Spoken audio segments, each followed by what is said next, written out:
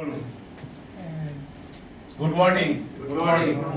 Actually ভেস্টিজে আসা ইয়াসিন স্যারের হাত ধরে তো প্রথম ভাবতাম, তখন আমি যেহেতু অ্যাকোয়াগার্ডে চাকরি করতাম, ভাবতাম যে আমি সময় নেই আমার হাতে।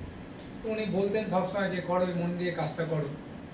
তো তারপর ওই করোনায় আমার চাকরিটা একটু গন্ডগোল হয়, তো তারপর বসে যাই। তারপর ইয়াসিন স্যার আবার বলেন যে আবার শুরু করো, এখানে তো কখনো ব্যাকে যায় না, সবসময় আপে যায়। তো তারপর আমি আবার শুরু করলাম, করে আজকে ব্রোঞ্জ হয়ে খুব ভালো লাগছে। এটা সম্পূর্ণ ইয়াসিন স্যারের কৃতিত্ব।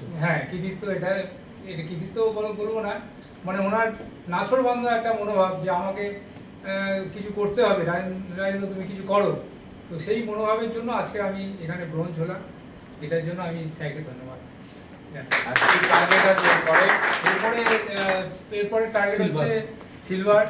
তারপর যা যা ধাপ আছে আমি আশা করি এই স্যার যে পাশে আছেন, আমার সেই সমস্ত ধাপগুলো আমি মোটামুটি উঠতে যাবে, এই বলে আমি শেষ। Thank you madam. কিছু বলুন, কেমন লাগছে আজকে হাজবেন্ড? খুবই ভালো লাগছে। আজকে তো আমি ফার্স্ট এখানে মিটিং অ্যাটেন্ড করলাম, তো ওনার অ্যাচিভমেন্টে তো আমি তো খুবই খুশি। আরও চাইছি যে স্যারের সঙ্গে আর আপনাদের সঙ্গে নিয়ে যেন এগিয়ে যেতে পারে, এটাই বলতে চাইছি। ঠিক, এবং আপনি খুব ভালো করে সাহায্য করবেন। অবশ্যই আমার যতদূর পারার আমি নিশ্চয়ই করব। ঠিক, থ্যাংক ইউ।